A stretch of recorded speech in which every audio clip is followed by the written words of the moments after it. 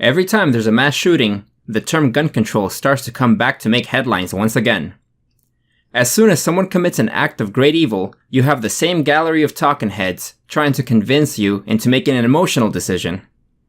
That by giving up a little bit more of your rights, you and those in your community will be safer, more protected. If you don't agree to give up some of your rights for the sake of those that were victimized, then you're a horrible person, and you're just as guilty as the murderers that commit these atrocities. Giving the government more control will prevent these things from happening, until the next time they happen again, and then you'll be asked to just give up a little more. Meanwhile, everyone will be ignoring the times law-abiding citizens are able to protect their own lives as well as the lives of others when they had their guns on them in the right place at the right time. Many NRA supporters and gun owners will always say that to give up their gun rights means for them to give up the ability to protect themselves and their loved ones. While many times, gun control advocates will respond, "Well, why do you need your guns and the Second Amendment? It's 2018! We have smartphones, and if your life's in danger, just call 911 and get the police." Whether you like the government and want more regulations present in our daily lives, or distrust the government and believe that the government that governs least governs best, as citizens, we acknowledge that the government has a monopoly on the legal use of force, violence, and security in our country.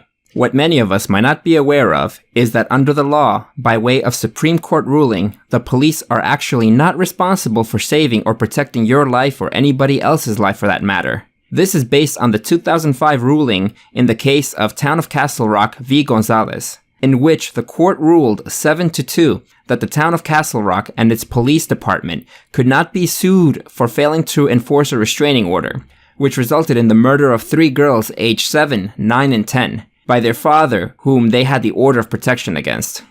To elaborate, Ms. Gonzalez, a mother of 4 children and resident of Castle Rock, Colorado, obtained a restraining order against her ex-husband, which required him to stay at least 200 yards away from her and the children except during specified visitation time. On June 22, 1999, at approximately 5:15 p.m., the father kidnapped his 3 biological daughters, violating the restraining order. The mother, in desperation, called the police department of Castle Rock and informed them that her ex-husband had violated the restraining order and took their 3 daughters. Sometime after the kidnapping, the father contacted Ms. Gonzalez to tell her that the girls were fine and that they were at an amusement park. Ms. Gonzalez immediately forwarded this information to the Castle Rock Police Department. The police did nothing. They made no attempt to look for the girls or even cared to enforce the restraining order, even after multiple pleads in person from Ms. Gonzalez at their police station, and having likely whereabouts from when the children were taken to the amusement park. Even after all this, the police made no attempt to do their jobs. The police's negligence culminated in the father walking into the Castle Rock police station at 3:20 a.m., pulling out a gun and getting into a shootout with the police officers in the station. He gets himself killed, and the police find the corpses of the 3 kidnapped girls inside their father's vehicle. After this preventable atrocity happens, Ms. Gonzalez sues the police department for failure to enforce the restraining order. The lawsuit is best explained in this June 28, 2005 New York Times article titled, "Justices Rule, Police Do Not Have a Constitutional Duty to Protect Someone." The theory of the lawsuit Ms. Gonzalez filed in federal district court in Denver was that Colorado law had given her an enforceable right to protection by instructing the police, on the court order, that you shall arrest or issue a warrant for the arrest of a violator. She argued that the order gave her a property interest within the meaning of the 14th Amendment's due process guarantee, which prohibits the deprivation of property without due process. The lawsuit was initially dismissed, then appealed with a back and forth that eventually brought the case up to the Supreme Court, where the case was ultimately dismissed. As part of the decision to dismiss the case, Justice Antonin Scalia said, "A well-established tradition of police discretion has long coexisted with apparently mandatory arrest statutes, which translates to the police having the ultimate authority on deciding as to whether or not they're going to do their job of enforcing the law. Or not." As for why Ms. Gonzalez wouldn't receive any financial compensation from this lawsuit, the Supreme Court found that the entitlement of enforcement of a restraining order to have no monetary value. The opinion of the court was that enforcement of the restraining order was not mandatory under Colorado law. Were a mandate for enforcement to exist, it would not create an individual right to enforcement that could be considered a protected entitlement under the precedent of Board of Regents of State Colleges v. Roth. And even if there were a protected individual entitlement to enforcement of a restraining order, such entitlement would have no monetary value, hence would not count as property for due causes clause. And here's where we get to the government's dirty little secret about the way our laws are written. The laws that are about protection and enforcement don't apply to individual citizens the way we might have assumed. To reiterate, the government has a monopoly on the legal use of force through police and other alphabet soup agencies, and having these law enforcement monopolies means that any time any law-abiding citizen is the victim of a violent crime, and the police are notified and fail to act in time or are outright negligent, that government would be open to lawsuits from the victim and the victim's family, as the government has failed to guarantee life, freedom, and property, which are the government's primary reasons for existing. Except that lawmakers are well aware of this, and that's why they protect the government by writing laws with very careful wording. When we see to protect and serve on the side of police cars, the police are actually referring to public safety as a whole, not to any one individual's protection or safety.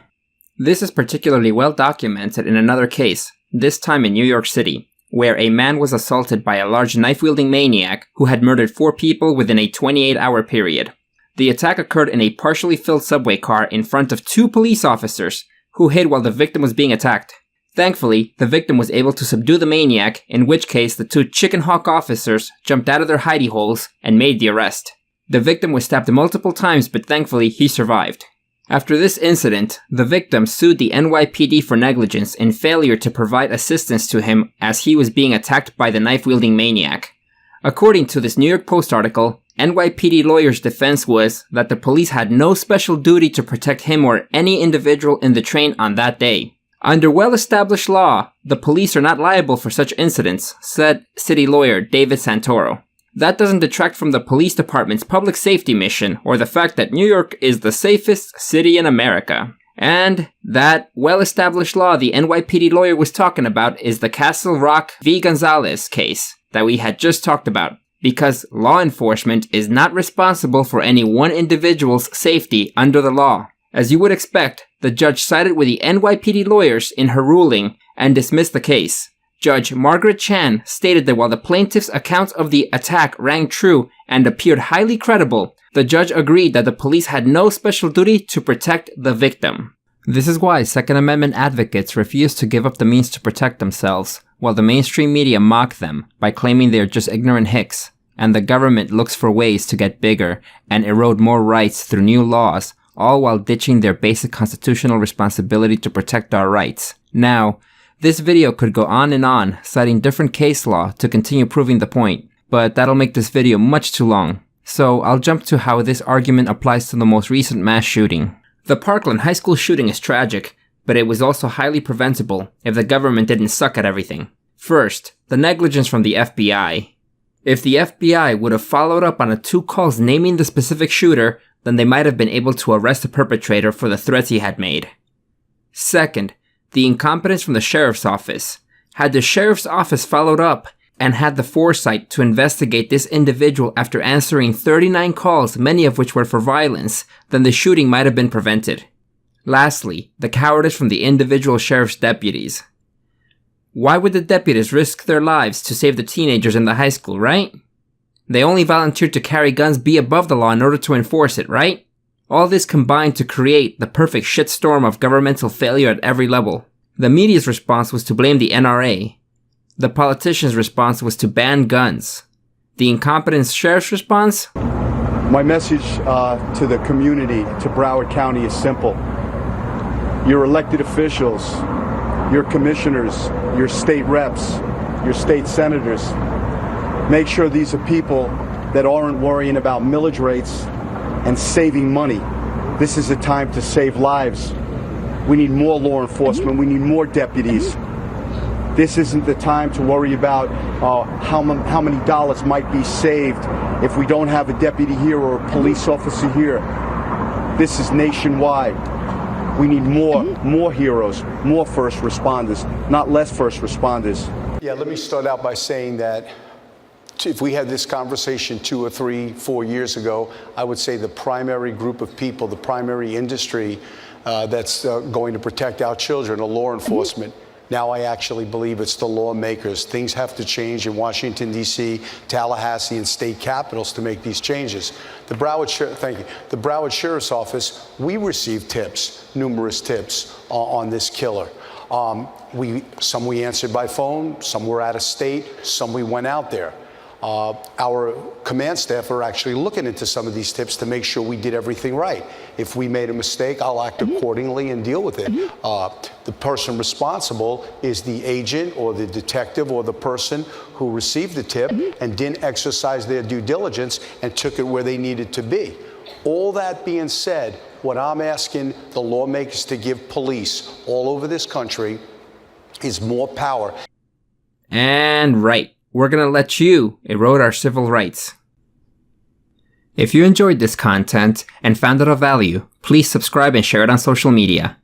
These videos take a great deal of time and effort to produce, and as the channel grows, expect more frequent and regular uploads. For updates, you can follow me on Twitter and Gab from the links in the video description below. Thank you.